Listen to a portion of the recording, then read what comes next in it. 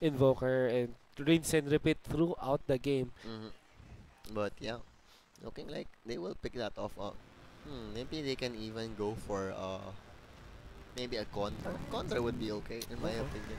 What? A Sorry? Condor. A Ah, Bounty Bounty Hunter. Hunter. Yeah, Okay. Bounty Hunter would be okay. More potent support hero. Sobrang tagal ko nang narinig yung Gondor na Condor. ano. Vengeful Spirit ang pinili dito ng Radiant side, that is Universe 7. This could be a carry Vengeful Spirit, hindi pa natin alam. Kasi next assassin could be either support and off lane. What do you think about the Vengeful Spirit Vengeful though? Spirit, if they really want to turn things around, kasi kanina they did win with that Draw Ranger, but Okay. it's eventually it's kind of like a Draw Ranger. You want him you want him Pushing, fighting ahead and ahead most of the time. And with their lineup right now, with a glimpse, if they do decide to glimpse and kinetic field on top of the next assassin, if they do decide to run that next assassin as a support, and Earth Spirit will likely be on SSJ Rose. Yep. With on the roaming role. So Vengeful Spirit, I think naman, as a support, could be the parang being defensive tool dito because... but you know, it's not really effective against Rev Paul. Yeah, kasi di ba, pwede ka rin mahuli. But when, at that moment where may ma-rev ball ka na core, can just use the swap to swap him out of the position. But you know, that Venge will be staying Yeah. in the front line if he is a core. If he is a core, definitely, mas maganda na lang na na lumaban na siya, get better positioning, and then stop, facilitate for more kills. Thing is, Earth Spirit kind of answers the aggression dito mula sa Radiant side. Dark's here, so that will be their offlane. They will run the next assassin. So if they do decide the defensive tri lane with the Vengeful Mix and the Disruptor, I think that has a lot of potential. Now, confident sila sa Darkseer kasi do have the combo with it. Kasi parang nung Kanina wala eh. kanina yung Darkseer na meron natin wala. Now meron, we have the Static Storm on the Impale, as well as the Wave of Terror ni Vengeful Spirit. But yeah, I mean, Impale plus the Vacuum is quite a potent lineup dito. But there's gonna be the Shadow Shaman picked up by the God Daka team. I like the Shadow Shaman pick right now. He's been getting a lot of buffs recently. Okay. And he provides a lot. He provides the crowd control, he provides the burst, and he provides the push. Not a lot of support heroes can do that. I mean, he's very susceptible if you are positioned badly. But knowing Taka, he will not be positioned badly in this game. Good ban dito, Troll Warlord. Sabi ko kanina, pwede nilang piliin yun. And they banned it out. It would have been devastating. Grabe yung push sana dito ng God Daka. Kung nakakuha pa rin na yung Troll Warlord. Tapos, di ba? Combination with the Magnus tapos Invokers. Quite a nasty combo. But and then they still get the Terrorblade. Okay. So, very scary hero. I mean, they didn't really go all in on the Magnus combination. Still an okay Empower hero though only yung main lang talaga yung mabibigyan mo ng Empower. But still, extra damage on that meta. Yeah. And actually, grabe na yung push ngayon. Mas lalo na meron ng God Daka, Terrorblade, Metamorphosis, Serpent Wards. The best thing about the Shadow Shaman pickup dito Bloodseeker, so they're really going all I mean, in. The best thing about the Shadow Shaman dito, the only way para ma-clear out yung Serpent Wards dito is gonna be the Vengeful Spirit, but the Vengeful Spirit is not fast in attacking. So, hindi siya makakakuha ng 2 hits agad sa isang Serpent Ward. So, mag-sustain ng matagal yung mga Serpent Wards dito, Shadow Shaman. Bloodseeker though. Bloodseeker will have to buy his Black King bar very, very early though. Because with an Earth Spirit there and a Shadow Shaman, he won't be able to just do what he wants during those early engagements.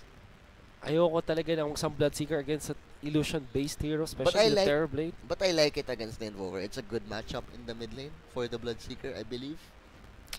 But against an Earth Spirit as well. I mean, obviously, maybe we will finally see a classic 2-on-2 siguro nga. matchup here. Anyway, so dito na tayo sa ating labanan. This is the grand final matchup between God Daka and Universe 7. Game number 2 na to, boys. Possibly the last game of our night right now.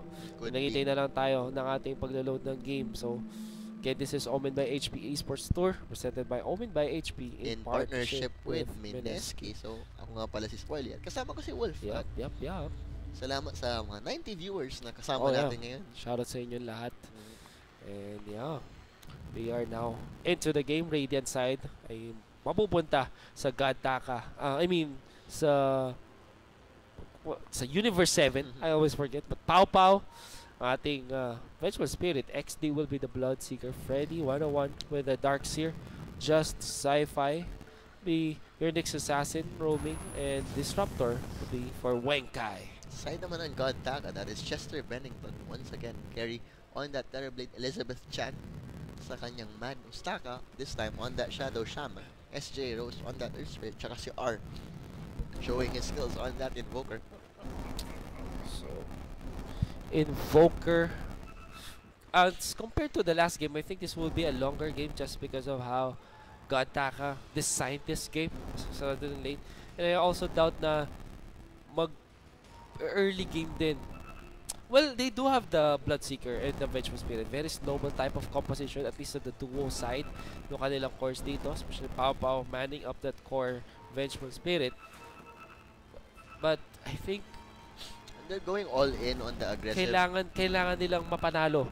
They need a perfect early game. Yep. If they have that perfect early game, they have the chance to really force this into a game 3. But if early game doesn't go in their favor, I doubt they have what it takes to really bring this back. Especially with the Bloodseeker, I think after that, maybe, you know, he wants that Black King bar kaagad, pero I'm thinking if he should go for another item before that, maybe a Blade Mail. But even then, if he goes for a Blade Mail first, pero hold that thought. Yeah, because they stun now the Earth Spirit. There is an additional Magic Missile, but SSJ Rose will be hit by the Thunder Strike. A lot of damage. Sama mo pa dyan yung Ion Shell dito. There's gonna be the Shackle, pero Taka might be in trouble. 4 heroes for Radiant. Still chasing on the Shadow Shaman. There is that Impale. Meron pa Magic Missile. Yun na yung pinanglasit ni Pau. So 2-0. Talk about a good start. And this is exactly what they needed. And right now, medyo nagiging poor choice na isang Terrorblade against the Ion Shell dito, potentially from the Darkseer. Then again, what they can answer this one. Parang pwede kung sabihin natin tri-lane versus dual lane dito with to help the Terrorblade. Pwede pa nilang matulungan yung Terrorblade dito against the Ion Shell Darkseer. But right now, that's not gonna happen. Double Ion Shell, actually just one Ion Shell dito. Impel to connect on Chester Bennington. Chester Bennington, 70 HP, still falling very low against the Ion Shell. Pero makakapag-juke pa siya dito. That's the question. Still chasing. Wala naman na ngayon si Nyx Assassin, but he is trapped. Ooh, and that will be Freddy taking down Chester Bennington. Usually Terrorblade, very hard hero to kill in the early phase, but you know, with the high armor, but with that level 1 Ion Shell, really doing so much work. So problem dito. May Santana sa may mid lane, a very aggressive Bloodseeker going up against the Invoker. No further damage dito. Again, best start imaginable para sa Radiant side dito. And their aggression helping XD play this mid lane one-on-one. Kasi usually you see that Earth Spirit roaming. Okay. In the mid lane. I agree with your point, yeah. Go ahead. Because, you know, Invoker will really lose this lane one-on-one because the sustain, isang tango na lang siya at this point, and we see how aggressively XD has been positioning himself. Sasabi mo dito na parang Swarley dahil sa success na meron sila sa top lane, na puwersa yung dual support dito. But anyway, mukhang hindi magiging sagot dito. There's the cold snap dito, taking down that Bloodseeker. Shackle will be there as well, and the damage, it will be enough. So it seems NXT will be taken down. Invoker really needs that support. So, ano nangyari dito? Parang si Terrorblade, dahil nahirapan siya sa may top lane, which is again happening the top lane. Top lane, Impale to connect on the Terrorblade top. There you go. Ion Shell damage is real, and looks like Chester Bennington will die. Once again. Oh my god, I did not word that properly. Oh, yeah, you're actually... I'm sorry. Yeah, we're sorry about that. Kasi the past 2 games, hindi siya namamatay. Hindi siya namamatay. Kaya parang nanibago ko ngayon na namatay siya. Oh no. So ngayon, 4-1 favoring the Radiant side. So, the problem, but again, SSJ Rose positioning himself in the mid lane. No of Swartz. There is the connection to Rolling Boulder. Meron pa call stop na kasama. Stun will be there from the Boulder Smash. Bloody Block. Hindi masyadong nandun dahil mabilis maglakad si Bloodseeker with the boots of speed. Fortunately, wala nang mana siya dun si Invoker. Could have gone for the Sun Strike. But yeah, really got tackle. I mean, Universe 7 playing this as they should. Really, playing with their backs against the wall. They are playing a good early game. Let's see if they keep it up. Salve has been used by the Bloodseeker. Siya PMS as well as the boots. But in terms of last hits, di mo siya ganun kaganda. But look at that! Good connection. Again, mula kay paring R dito. And SSJ Rose with, I would say, unconventional positioning. Nandun siya sa behind the trees. Nung Tier 1 tower. Something na hindi masyado na-expect ni Bloodseeker. He did not expect at all. And there we go. Parang kanina pa sa SSJ Rose. Maganda talaga yung galawan na pinapakita niya. They are slowly but surely securing the farm of the Invoker. 19 last hits dito. Samantalang Stellar Blade, although dying twice, is finding the last hits. 17 last hits to his name. Kahit pa sabihin natin namatay siya 2 beses, okay, it's in an okay spot. In the mid lane, there's just Sci-Fi fighting the Invoker. Impale will be there. XD dealing the damage. He's only level 4 body blocks. Good block. Decent so far. There's the turnaround to 2-man Boulder Smash dito. Just Sci-Fi with, well, Spike Carapace again. The Thirst proccing. And that's 1-for-1 trade Invoker in exchange for the next. But again, the Bloodseeker will pay for his life. Sabi dito ni parang Ender, magaling yung mga support ng Dark Side. I totally agree with that. Ang ganda ng mga respo dito. Always on point. Taka and SSJ Rose, really. Mo naman talaga. Supports really dictate the tempo of a game. If they play passively, the cores do, but, you know, not in the competitive level. Not in the competitive level. Kailangan ikaw ang nagpo-facilitate ang support. Parang gone were the days kung saan nagsisit lang ang mga supports behind their carries to save them when they're in harm. Right now, they're being aggressive. Magic Missile connection sa Magnus sa may bottom lane. Kinetic Field will be there as well. Meron Thunderstrike na kasama. Elizabeth Chan might be gone for the world. There's a skewer. Makapag-salve ba siya? That's a question. There we go. Yeah, there we go. The salve will be there. Salvation samantala sa top lane. Taka though. Getting caught by the Impale. There's the Hex, but that will not save him. Another kill. This dual lane by Universe 7 really paying dividends. Sinabi nga natin kanina, diba? We were saying gone are the days na passive yung supports. I think it was mostly attributed to the shrines. Okay. When the shrines were available from the start, parang hindi ganun ka-effective maging aggressive yung support. Kasi pupunta lang, mag-shrine lang yung mid. At yun na, tapos na. That is true. Kasi yung shrine nga naman ang laking tulong sa mga mid laner. And imagine nyo na lang kung may shrine pa na available kanina no early before the 5-minute mark for Bloodseeker. Bloodseeker would have been more aggressive. Another rolling boulder connection dito on the, well, Bloodseeker and the stun connect as well. One more hit. SSJ Rose really playing. Managerax ang galawan niya. Yung ano niya, no? Grabe yung pwestuhan niya dito. Lagi siya nasa harap. Hindi siya galing likod. Ng Bloodseeker. Kaya nahuhuli every time. Parang hindi talaga in-expect ni Bloodseeker. Parang nagtataka siya. How does he land all of those rolling boulders? Ay, tinatanong dito ni ACG137 on Discord PH. Pakita ka nun daw kay Ender kung excited ba daw siya sa remastered. So parang Idol Ender, excited ka daw ba sa StarCraft Remastered? Ikaw. Si Idol ACG. Si Idol ACG. Di siya makapagsalita, sobrang excited niya. Parang nag-type na lang siya. Nag-type na lang siya. Yap. Ewan ko, sana maturuan ako ni parang Ender mag-StarCraft. Kahit pa alam natin. Hindi, I mean, syempre, ano pa lang ako eh. Di pa nag-competitive sa StarCraft ever. I mean, never pa nakipaglaro against sa tao.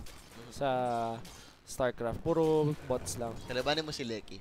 Baka manalo ka. Ala, anong gusto mong iparating para kay Jin at Lecky? Nakaka-birthday lang kahapon. Happy birthday. Happy birthday. Yun naman sabi natin.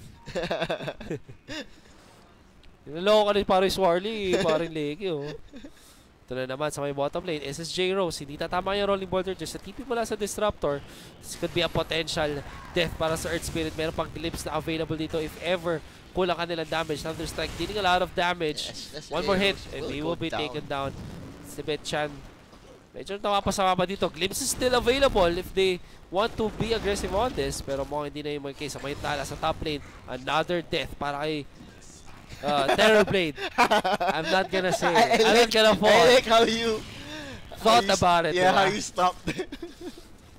Siyempre, alam mo naman, hindi natin yung too soon pare Too soon. Swarley. Tama ka dun. And this is like the first game we've seen tonight na nai-hit na struggle si Chester Bennington. Oh no, there is the Rupture para sa Invoker dito. Miguel for the world, still fighting.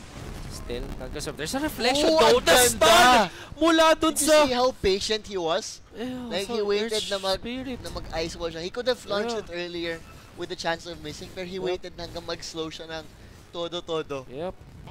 Iba talaga tong galawang ni SS Jeros. Rose. Perfect. On the mark. Jerax na ba? Ay, tignan natin. This could be one of the top supports din. But again, Chester Bennington activates some Metamorphosis. Reflection as well. And then, what's that? The Glimpse. Sunstrike. Not gonna land on the Disruptor. So that is the push being fended off by the Radiant side. So 9-6 ang ating score para Swarley. 1,000 net worth lead para sa They should still Universe play as smartly as possible because with the play that God Taka have been showing the past few games, you know they can turn it around. Although na bottom lane, nauli nila si Magnus. Initial stun will be there. Red Paul, kinumita dito ni Slee. 7 Chanders na damage mula sa Shockwave. Sunstrike not needed. Pero hindi tumama. The Static Storm will be committed. And that's a kill spree para kay Wenkai. My bad daw, sabi ni R. I think that could have been a double kill if the Sunstrike connected. Siyempre 300 na lang yung HP ni Disruptor. Tapos yung damage ng Sunstrike is already 287 pure. So tama ka naman parang Swarley. I think it would have been a kill. And ito ni Mat3, this is a best of 3 grand finals ito ng CDO qualifier between Universe 7 at God Taka. Nanalo ang God Taka nung game 1. So this is the second game. Ay, sa Universe 7. Yep. Anyway, mukhang nagkaroon ng konting tigil putukan. Although, Freddy 101 is starting some dominance ito sa top lane. Terrorblade is still finding a lot of trouble. Kanya pag-farm. Although, ang maganda dito para sa God Taka, ang taas ng farm ni Invoker. And they are kind of controlling itong si Pau Pau sa Vengeful Spirit. There's a bit of things. Look at that. Despite the struggles na nakuha ni Terrorblade, he is still ahead of the Vengeful Spirit. Yeah. That's true. Parang kung hindi, I mean, that speaks to the quality of how good he is a player. Oh no. This is Iron Shell doing plus damage parang hindi pa napapansin dito. Yun na nga. Hindi napansin. He wasn't looking and dahil dyan nakakuha ng kill si Nyx Assassin on the Invoker. Very price target. There might be counter dito sa Dire side. There is the reflection para kay Just Sci-Fi. Rolling Boulder. Tatama bang mukhang kinulang. The stun will not connect. Silence as well. Walang tumama dito. But here comes the Static Storm into the kinetic field. Connecting onto 2. Locking down 2 in place. No Rev Ball just yet. Kahit pa nag-skewer dito si paring Magnus. Nag-race back siya dito. There comes the Rupture. The Blood Rite also channeled dito. Will he commit the Rev Ball? No. He will just you won't waste that. Die to himself. That is a 2-minute cooldown. You don't want to expend it this early on. Unfortunately for him, that is an extra 200 gold away from his Blink Dagger, which he was very near to that point. So bad. So, binibigyan nila ng comeback ng potential para mag-snowball tong si Bloodseeker natin. It was 30 terms of net worth. How about just shoving the top lane, going for that chip damage sa tier 1? When nag-rotate dito ang God Taka, they might catch him off of guard. Medyo malayo sila. Now Invoker, double null talisman, boots plus the Midas. He is top of the net worth right now. So, Tala, Nyx Assassin finds this Terrorblade once again. Ang daming na deal na damage with Iron Shell. This is another death para sa ating Terrorblade. At muntika na naman ako makapagsabi ng masasamang salita para Swarley. Kasi kanina Boss Nate, si parang Swarley, sabi niya, kasi Chester Bennington pangalan ni Terrorblade, namatay. Yun yung sinabi niya. Chester Bennington. Yun ang nasabi ni parang Swarley. Kaya ngayon, sobrang maingat na para hindi masabi ulit. Ingat lang. So, kinumit na Serpent Words dito. This is I would say, advantage ng God Taka. Despite being behind, they really have a good fallback on that damage. I mean, like, objective gaming. So ito, nako, nakita nila Disruptor na naglalaboy kung saan. Wekai, taken down by R. And weird positioning para sa Disruptor. Oo nga eh. Dumodora. Ay. So, all things considered, parang hindi naman ganun ka-behind. So, Bloodseeker going for that magic stick as well as that Aquila before going for that blade mail. And there, another death for the Terrorblade. I think that is the most number of deaths he has had. 0 and 5 para kay Chester Bennington sa ating Terrorblade. Very uncharacteristic. Sobrang solid niya ng first 2 games natin napanood, but right now is finding a lot of I think that is the nirerespeto na ng Universe 7 yung quality niya. I mean, they would rather gank him than the Invoker, I guess. Speaking of ganking the Invoker, medyo naspatan nila dito. Glimpse might be in order, but hindi niya maabot. It's in the nighttime vision as well. Rupture is available though, so should be careful with this positioning. Daming heroes dito ng Radiant side. Arcane Rune on the top right side will be a big pickup para sa, but he doesn't actually give it to the Bloodseeker. I feel like with the Rupture, Rupture as well as the Hand of Midas, that should have been his. Yeah. Right, dahil dyan, makakapush na rin ng Tier 1 Tower. Ang Radiant side, it seems like they still want to go here for the defense. Okay, Rolling Boulder actually one spot of the next assassin now. SJ Rose is in a no man's land dito sa may mid lane. Red Ball committed para dito sa ating Bloodseeker. Di tatama yung Rapture, yung Sunstrike, pero yung vacuum into wall was perfect on the mark. The combo really. Yeah. Yung sinasabi natin kanina, yung Darkseer kanina, he didn't have that follow-up. But this time around, more than enough. This is bad para kay Shadow Shaman. There is the glimpse, kinetic field on top. Meron pang blood right dito, and that's a dead Shadow Shaman. 3 down agad para sa King Taka dito. Fortunately for R, he is 500 gold away from his Aghanim Scepter. Will really help them out. Terrorblade just pushing out the bottom set of lanes. Very far away from his Yasha, 1,000 gold and up, but he does spot this juicy double stack. He doesn't even go for it. Will go for the defensive play. Actually, maganda nga yung ano niya, showing his map awareness. Na nakita niya na wala na sa mid lane. So he knew he wasn't safe anymore sa jungle nila. Surprisingly, Chester Bennington with 2,000 level sa kanyang battle pass. He doesn't have any cosmetics sa kanyang Terrorblade. Oo nga. Well, konti lang naman yung cosmetics, just the Arcana and no, there are 3 sets already for Terrorblade. Maybe Terrorblade thirds tayo. Maybe hindi niya main yan. Kaya yung anti-mage niya pogi eh. Ganda ng anti-mage niya eh. Yap. Shoutouts nga pala sa the one and only Ala the Bestie. What's up? Na mga kasama natin sa TI. Oo nga. And by the way, guys, may abangan nyo yung ating coverage on the international that will start on Thursday morning. Thursday midnight. Wednesday midnight. Wait, check natin yan kasi iba kasi yung time zone. Di pa kami nakaka-adjust sa time zone ng Seattle. Pero yun nga, mga chong, abangan yan. May mga giveaways din tayo. May mga Arcana. Pero Arcana and some shirts, some merch. Interesting yung mga yung mga pag-giveaway namin. So sure kayo, sumali kayo doon. Hindi na lang puro yappy points. Yap. So tune in kayo dyan for next week. Ang daming talents, paring Swarley. I'm so excited. We also have professional players. Sina Armel, sina Jules, Tihi. Aloboy, Fly Solo. Amen. Aloboy plus 4 Butaw equals Battle Cup champions. Hindi natin alam, pero ito, there is the objective taking potential na meron ang ating heroes from God Taka. Even after trailing by a lot, ang taas pa rin ang kanilang objective taking. What sabi dito na Universe 7, sige, push nyo yung baba, pupush namin yung top 10. We're set pressure, but Papo is not fast in terms of taking down the tower. Oh, they can defend this. Hindi pa nila nakukuha. Yeah. So, sabi dito, Basta taga CDO daw, maraming pera. Oh. Eh, kakaiba talaga mga CDO. No? Ito na naman. Just Hi-Fi. Meron siyang Ion Shell. But Chester Bennington can't stand his ground just yet. Meron na siyang Sunder available dito ngayon.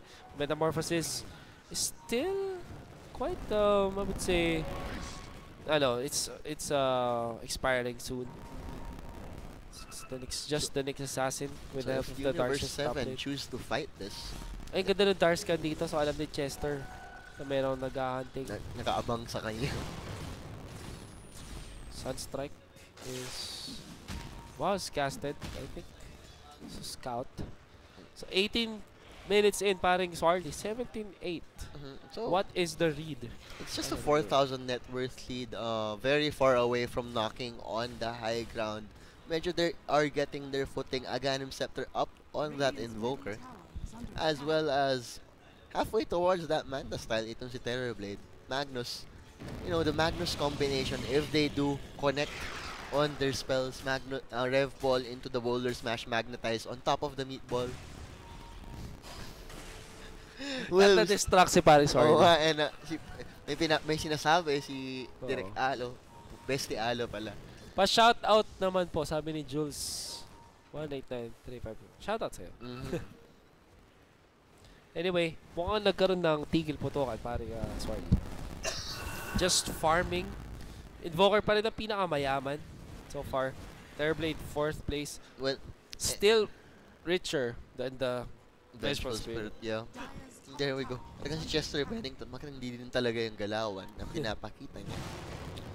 Ngayon, almost up with his Manta style. And yun ang kanyang first item dito.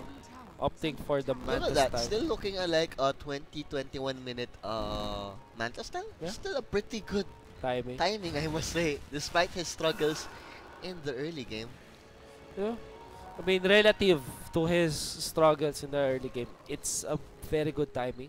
Kumbaga, kung ibigay mo yung ganyang position sa ibang tao na natuturo, na dadarag, hindi sila makapag-farm agad. Kasi parang yun yung mental fortitude na makikita ng mga players talaga.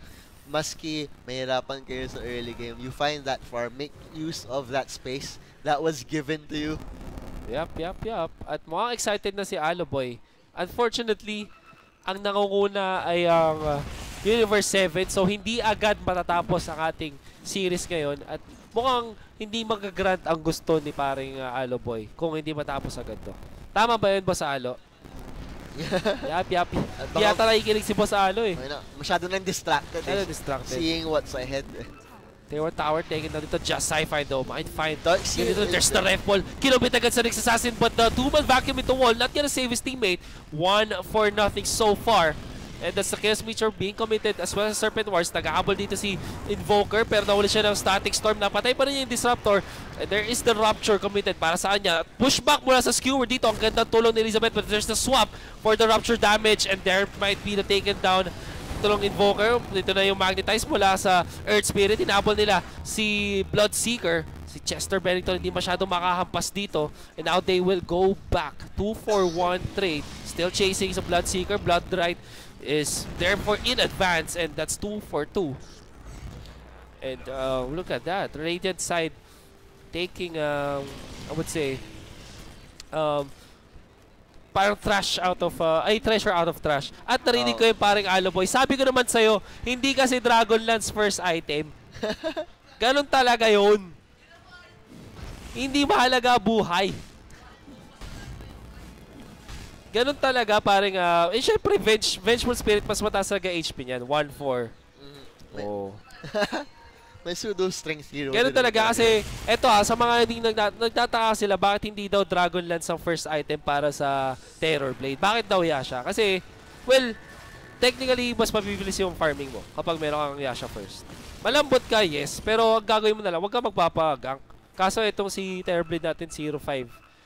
Yun ang problema. But ito sa may mid lane, papatay yata si Freddy. Ang gandang, grabe namang Invoker. Mid lane, wala na, direct. Patayin na. Eto, there might be a second kill. Grabe naman si paring R dito. 3 ang kalaban pero napatumba na niya yung isa. SSJ Rose, di tatama yung stun dito para sa Vengeful. Makataas si Vengeful Spirit.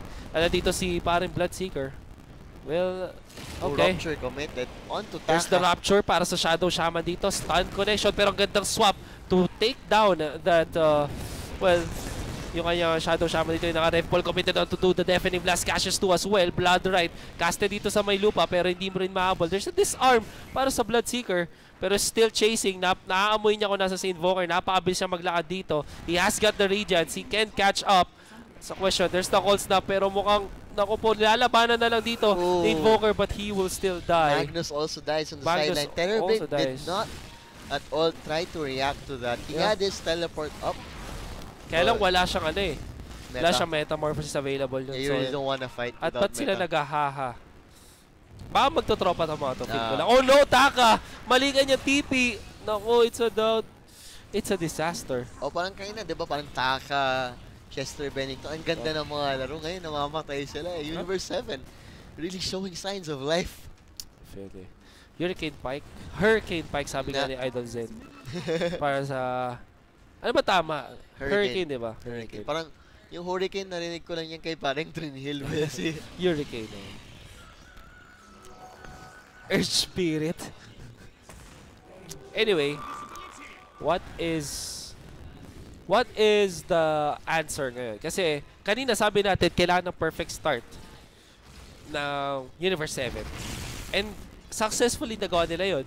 Nag-snowball na ngayon si Bloodseeker. 9, 5, and 4 with level 20 na agad with the Radiance as well. What is the answer? Well, they need to find a perfect pick-off. Maybe try to get him at least once before he gets that blacking bar. And look at this, right on cue. They are going for him really low on life here. Oh, this tumama arm at the edge of it all, but he stops moving because of that rupture. Yep, the tornado will not connect. And now nag-heal up siya dito and he will live. So unfortunate dito para kay X. Ay, para pero kay grabe R. si R, no? Mahusay talaga siya mag-invoker. I would say, normally invokers will not, in a competitive scene, will not go for those solo pickups na malayo yung kanyang team and against a Bloodseeker. That is not the ideal matchup for you. But I think na mas kabisado niya ngayon yung limit siya sa Invoker. Now they find the Nyx Assassin. Rev Ball agad. Walang intro. Napatay nila ngayon Nyx Assassin. That's the Nyx Assassin down. I think when you are playing from behind, it's okay to really spend those big cooldowns sa solo hit pickups. Because if you wait too risky, then you're just like, yung gold that you could have gotten, you just let it run away. Parang opportunity na yun eh. Why not seize it, right? It's not like you will team fight right after naman eh. So okay lang din naman talaga. Just 2 minutes isn't too bad for a big ultimate. Wait, 2 minutes. Midas with for Magnus. Yeah, almost 2 minutes. Si Chester Bennington will actually opt for the Linked Sphere. So ito na ating hinihingi for the past few hours. Chester Bennington, please pick up the Linked Sphere. All kidding aside, I think it's quite decent against the heroes. Especially against the Bloodseeker. Of the Radiant side. Kasi may some Bloodseeker, may Vengeful Spirit na swap. Plus the Glimpse. Yeah. A lot of value all around on the item. And I think na mapapasama sila pag nag-Lotus Orb siya. Alam mo yung pag na-Rapture ka, tapos swap, i-swap mo, hindi ba makipag-swap ka? So huwag ka na lang mag-Lotus Orb kung may Rapture. Pero ito, sabi ng Radiant side, vacuum into the Impale so far. Maganda tornado, there's the EMP as well, pero napatapan na nila si Earth Spirit dito. 1-for-1 trade, alam nila na walang Rev Ball. There is gonna be, that's Rapture, pero wala. Painful, meron pang glimpse back. Maganda on the mark. Look at that, they find Taka as well. They have the stun. Mukhang tatama na dito. There is the Serpent Wards committed dito prematurely. And ipa-farm lang talaga ni Bloodseeker to. That's commit the BKB right now. So dalawa lang natira sa God Taka dito. Can they defend? That's the question. 5 pa rin ang buhay sa Radiant side. No more. Actually, there is a swap available. And maganda lang pwestuhan talaga ni parang R dito. Hindi siya mahuhuli. Yeah, good pickups all around. That was the first Black King bar charge of the game, so well worth it, I must say. Usually, if you don't get anything out of that first 10-second BKB, sayang. Sayang eh, sobra eh. Pag defensive lang siya or something. Right now, the key para sa Taka God is to farm. Let's see. They do have the late game advantage, all things considered. Plus, they have that natural high ground defense, especially with Rev Paul. You can never fully commit onto a siege. Hanggang slow siege lang talaga kayo. And looking at their lineup, they don't really have that good of slow siege. You have a Venge, pero Venge has such slow range that it's risky going for a slow siege. Anyway, they might find the disruptor dito. There is that glimpse back to save Weng Kai from himself. From the Terrorblade. But Invoker goes to walk sa my top lane. Might find a Bloodseeker once again. Pero syempre, may BKB. Doesn't want to commit against a Bloodseeker unless there is further follow-up. Right now, Invoker goes to walk dito. Naghanap na lang ng ibang target dito. Spot out. Actually, will not be spotted out. So, okay lang. Nakataas siya. Samantala sa may bottom lane is the Disruptor. Versus the Terrorblade once more. Glimmer Cape will be there. But this is bad. Kasi syempre, makikita na siya ngayon ni Invoker with the aggressive blink in and 4 hits to the face. Wenka is down. Pag nangyayari talaga yun sa sa Disruptor, you want to glimpse them back. Sometimes you end up saving them. Oh. Alam mo pag nangyayari yung moment na yun. Like you just wanna do that defensive glimpse but you die so quickly. No static storm. Well, they push through. Kung mo gusto pa dito, marami silang actually ultimates up. That's just 28 pero seconds Serpent down. Wards, pero ito vacuum para kay Chester Bennington. There's only one getting out with the Rev Ball, but na-skewer out na dito yung Nyx Assassin. There is the Serpent Ward as well. Matay nila ngayon si Nyx Assassin 2 versus 5. Ngayon Serpent Wards, there's the Rapture committed para sa Shadow Shaman dito. Pero ngayon kailangan na tumakbo. Look at the damage mula kay Chester Bennington dito. Again with the Link, wala pa siya Link and Sphere, pero yung tower dito napatumba na. Magandang micro mula dito sa Dire side. Hindi masyadong abot ng ibang Serpent Wards, but sabi ni Chester Bennington, no, I can reach through those barracks and I will take them down. Blood Ride will be committed. Skewer dito. At misstep mula dito kay Bloodseeker. No might be taken down, but the vacuum catches 3. They will still kill off the Bloodseeker. And 3 down agad dito. Buyback is available. Sabi mo nga dyan, Paris Swarley, pero hindi. Barracks has been taken down. And just like that, Paris Swarley, it only took a death dun sa Disruptor. For them to really go for them to find the opening. Because what happened, Paris Swarley? Well, Static Storm is such a big part of their combo with the vacuum. Without that Static Storm, even if you have Blood Right available, you can just walk out. But with the Static Storm and the Kinetic Field, it guarantees the silence and the burst from the Blood Right. Blood Right, we keep forgetting, that is pure damage. Yeah. Quite devastating for the Bloodseeker. He even went for the Blood Right talent, so really you lose so much damage output. Personally, I'm a fan of the plus 75 Blood Right damage because in exchange for the attack speed. Because you can use that freely. When you go for the attack speed, you need to have like BKB available for you to really make full use of it. Plus, naturally, he has already very good attack speed naman talaga Bloodseeker. And now, it's Assassin. Just have the Blink Dagger, pero yung Aegis dito napunta na sa God Taka. And now, they're making their beeline towards the mid lane. No ward dito, it's Terrorblade. In a bad spot dito sa may top lane. Does have the Aegis. Meron na rin siya Link and Spear dito. So that's Chester Bennington with the Link and Spear. Samantala, Nyx Assassin. If he so picks dito, makahuli siya ng Serpent ng Sentry Ward. So, ang kinuha na lang dito ng Dire side is the Shrine na lang. And there we go, showing their discipline again. Ang Taka God really not overextending any of their advantages. And this was despite them playing from behind majority of the game. Majority of the game, meaning to say 10k net worth deficit until the 30th minute mark. Na kanina lang nangyari. Just 2 minutes ago. That's actually a 10k gold swing at mukhang makakahuli pa sila dito. The Vengeful Spirit in a tight spot will not have any more mana pero makapag-force stuff out siya para ma-dodge yung Sunstrike. There is the Metamorphosis activated. Serpent Wards being laid down as well. Medyo hinahampas na dito. There's the aggressive maneuver dito. Ang ganda ng blink in. Vacuum into wall catches 3. But there's no more follow-up. The Static Storm is not there. Yun na lang. Sobrang late. There's the Rev Ball catching 2. Magnetize on top. And the damage mula kay Chester. It will be so much for them to handle. Although, napatay nila si Earth Spirit. There's the Aegis pop dito. Bloodseeker still chasing. Still chasing. But the Ice Wall will be there. Na-slow na siya dito. Look at that. Even without the Metamorphosis, still a lot of damage. Sunstrike to clean off that Bloodseeker. Tornado will catch Pau Pau. And sabi dito ni Invoker, Disruptor na lang papatay ko. Samantala, it's Pau Pau versus Chester Bennington. Chester Bennington wins the duel. And that's 3. Sunder Well, is 2-man buyback dito. Thirst is there, but Sunder mula kay Chester Bennington ay magpalit siya ng buhay. And look at that, double kill. And GG has been called. Dieback mula kay Bloodseeker. And Chester Bennington, after trailing by so much, makes the 5 deaths early on for the Terrorblade. Didn't really matter. Stayed with his farm, did the right plays. And Takagon, take it. 2-0.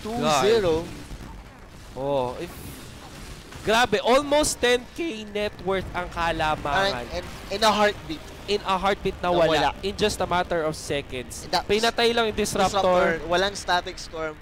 Hindi na siya nakaposition.